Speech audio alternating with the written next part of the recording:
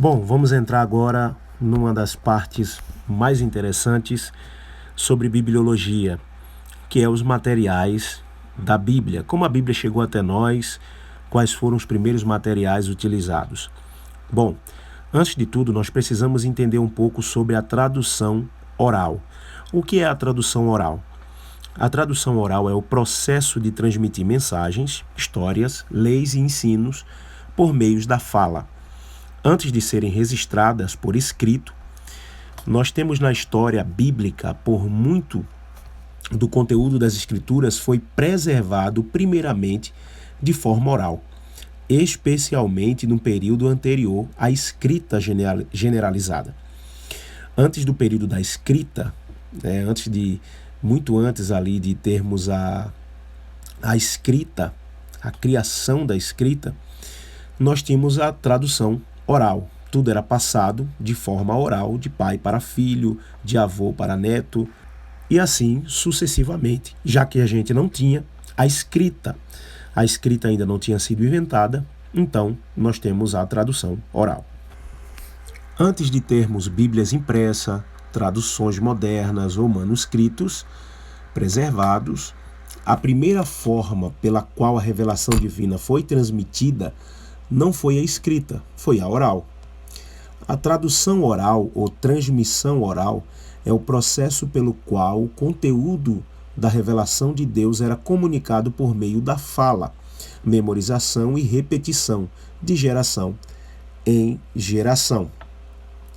A comunicação fiel do conteúdo da revelação divina pela fala, através da fala, seguindo fórmulas memorizáveis e repetidas antes de ser registradas por escrito.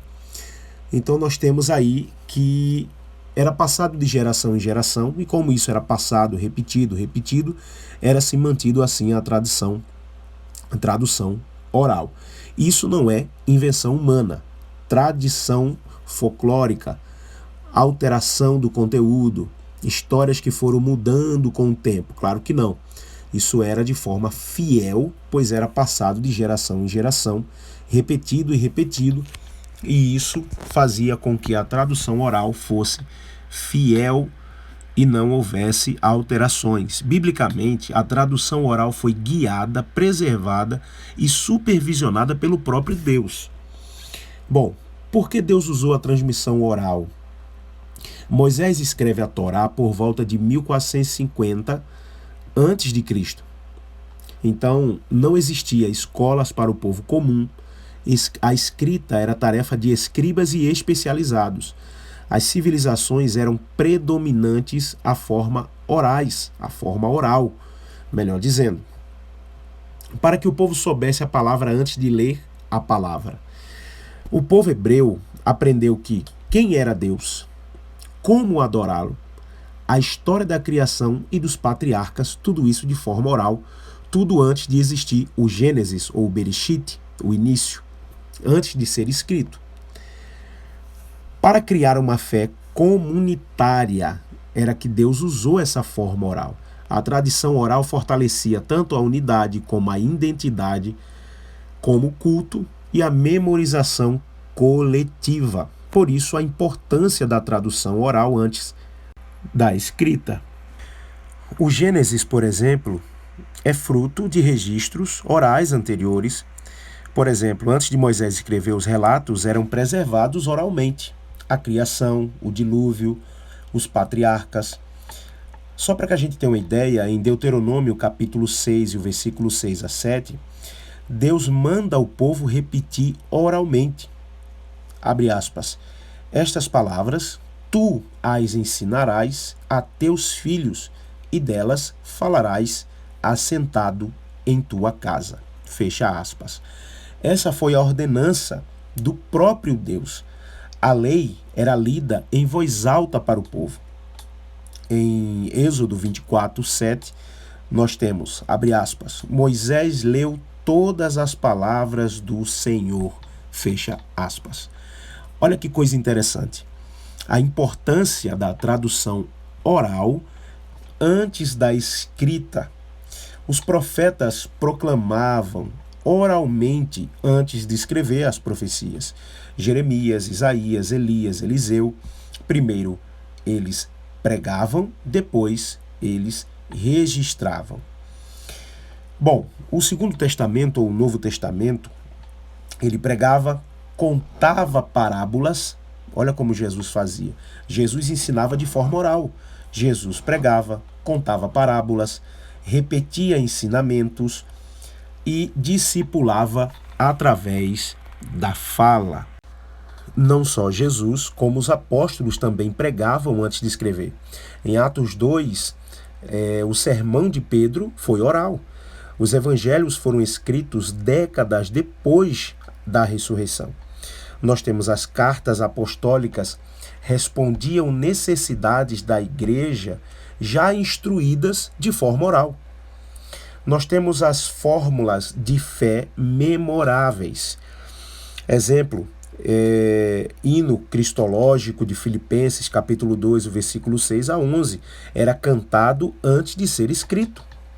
Essa é a importância da tradução oral no Novo Testamento. Bom, a tradução oral, como ela funcionava? Primeiro, repetição comunitária. O povo repetia os textos. Além de repetir, o povo repetia os textos, leis e histórias. Passava-se de geração em geração, repetindo, ao ponto de memorizar as palavras, as profecias, a tradução oral era passada desta forma. O uso de ritmos, paralelismo e poesia também era uma forma. O hebraico é altamente estruturado para memorização. Um exemplo disso são os Salmos e Provérbios. Então, você está vendo aí a importância da tradução oral muito antes da escrita. Bom, líderes responsáveis pela preservação oral. Nós temos os patriarcas, os reis, sacerdotes, profetas, rabinos, os apóstolos, presbíteros da igreja primitiva. Então, a tradução oral não é algo do Antigo Testamento apenas. Nós vamos ver todos esses homens usando a tradução oral. Com certeza, muitos vão se levantar para falar da fidelidade da tradução oral. É muito comum as pessoas dizerem a palavra passou de boca em boca e pode ter se perdido. Porém, biblicamente, isso é falso. Por quê? Deus garantiu a preservação. Em Isaías 48, nós temos a palavra do nosso Deus subsiste eternamente. E a repetição coletiva evita a corrupção do conteúdo. Milhares aprendiam o mesmo texto juntos. Quando os textos foram escritos, confirmaram o que já era um ensino oralmente. Hoje, manuscritos encontrados mostram alta precisão, provando a fidelidade da transmissão oral escrita posteriormente.